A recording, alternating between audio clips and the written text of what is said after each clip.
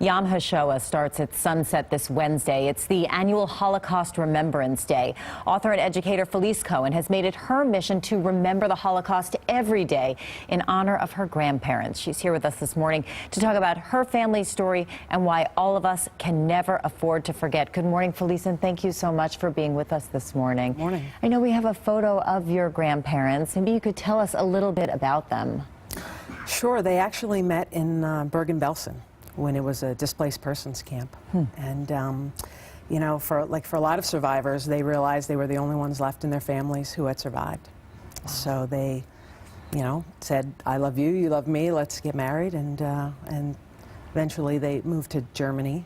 And then there was still some anti-Semitism. So they got a little nervous that things might happen again. So they put in visas and they moved to New York City.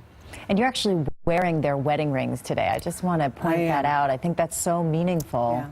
It's really special. And so your grandparents grew up in Poland? They did. My grandmother was in Lodz, which became the Lodz ghetto. My grandfather was in a small town called Szczecin. And your book, What Papa Told Me, is really the story of your grandfather's life. And it's just astounding to think he was in 8 different concentration camps and survived. Yeah, he was in 4 labor camps, 4 concentration camps for 5 years.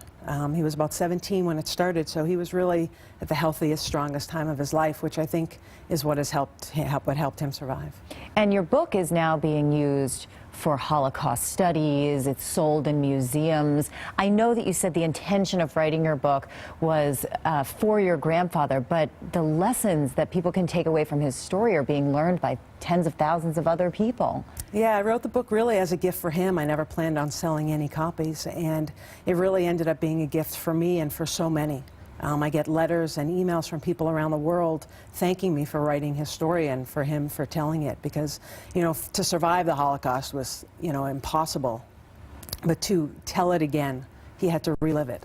And that wasn't easy the second time, but he persevered. He wanted his children, his grandchildren, his great-grandchildren to know how he survived. And we know that so many survivors of the Holocaust are passing away, and there are so few left. What is it that's so important that you think people need to remember, and why it's important to have books like yours that people can read?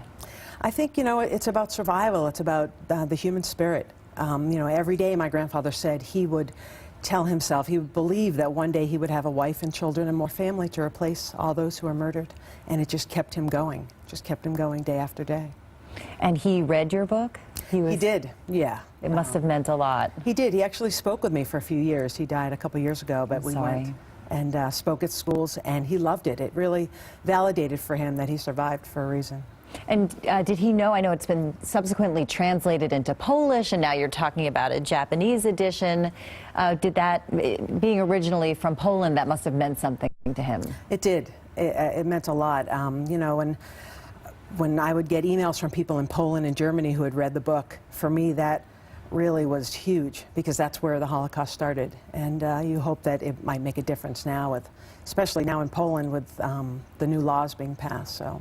Right, the rise of anti-Semitism in Europe in general. And again, just having people give their testimony and having people think about that on this week when Yom Hashoah is happening, the importance of that? It is important because, you know, it feels like ancient history now for so many. And when I speak in schools, especially, I say, you know, I ask them, how many of you are close with your grandparents? And all the kids raise their hands. So I say, this is a story about my grandfather, which tries to bring the Holocaust a little closer, because we can't forget. There is the rise in anti-Semitism, even in this country now. So being able to talk about it and to make sure it doesn't happen again is very important. And I know that Elie Wiesel recognized this book, and I know, I'm sure, has been an inspiration to you as well, and just the importance of truth and people really understanding that this happened and that the stories are true and that there's such value in writing a book about that. Yeah, and especially for the survivor. To get it off their chest. So many survivors didn't want to talk about it. They didn't want to burden their children with their stories, but I think the grandchildren, it's easier to talk to them, and grandchildren, we want to ask more questions. We want to know. Well, Felice Cohen, thank you so much again for coming in to speak with us. The book is What Papa Told Me, and Gus, we'll take it back to you.